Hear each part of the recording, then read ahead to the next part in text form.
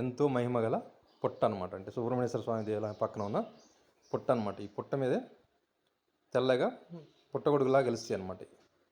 ఇదే మీరు చూపిస్తానని చెప్పింది. ఒకసారి చూడండి ఫ్రెండ్స్. ఈరోజు మనం దేవాలయం గురించి చూద్దాం. అంటే ఎంతో మహిమ గల సుబ్రహ్మణ్యేశ్వర స్వామి దేవాలయం పక్కన పుట్టలు ఉంటాయి అన్నమాట. ఖమ్మంలో గెస్ట్ హౌస్ అని ఉంటుంది. అంటే వాళ్ళ రాజకీయ నాయకుల గెస్ట్ హౌస్ ఉంటుంది. ఆ గెస్ట్ హౌస్ లో సుబ్రహ్మణ్యేశ్వర స్వామి స్వయంభూమి గెలిచినది. అలాగే పక్కనే పుట్టలు ఉంటుంది అనమాట. ఆ పుట్ట ఎలా ఉంటదంటే, నాగుల చవితికి ముందు పెద్ద వర్షం పడింది అనుకో, ఆ పుట్ట మీద పుట్టగొడుగులాగా గెలుస్తాయి అన్నమాట తెల్లగా. ఆ పుట్టగొడుగులు సంవత్సరానికి నాగుల చవితికి ముందు పెద్ద వర్షం పడిందంటే కంపల్సరీగా గెలుస్తాయి అనమాట.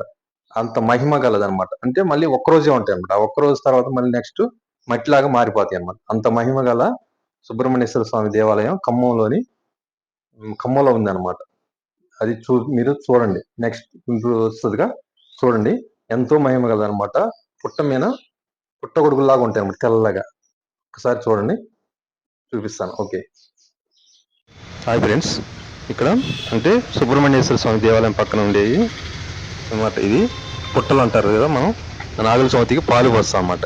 పాలు పోసేటప్పుడు మనం ఏంటంటే, వానాకాలం తర్వాత నాగుల చవితి వచ్చినప్పుడు ఈ పుట్టని మనం ఏమనుకుంటామంటే దూదో లేకపోతే ఏదో అని అనుకుంటాం. కానీ వానాకాలం వెళ్ళిపోయిన తర్వాత నాగుల చవితికి ఇలాగా తెల్లగా పుట్టగొడుగులాగా వస్తాయి అనమాట. అంటే ఎంత మహిమ గల ఉందో తెలుసు అనమాట. అందువల్ల ఈ గుడికి చాలా మంది ఎంతో పవిత్రతతో ఇక్కడికి వస్తూ ఉంటారు అనమాట. చూసారా, ఇక్కడ తెల్లగా అవి దూది అనుకుంటారు, కానీ అది పుట్టగొడుగులు. అంటే సంవత్సరానికి ఒక్కరోజు మనకి కనపడి వెళ్ళిపోద్ది అనమాట. నెక్స్ట్ రోజు ఉండదు, మొత్తం మళ్ళీ మాడిపోయి మళ్ళీ నల్లగా మట్టిలాగా తయారైద్ది అనమాట.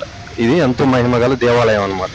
ఈ దేవాలయంలో పూజలు చేస్తే నాగదోషం ఉన్నా, అలాగే సర్పదోషం ఉన్నా, అలాగే పిల్లలు కలగని వాళ్ళు ఉన్నా కానీ ముడుపులు కడతంటారు ఇక్కడ గుళ్ళో. మీరు కూడా వచ్చి ఒకసారి సందర్శించగలరని నాకు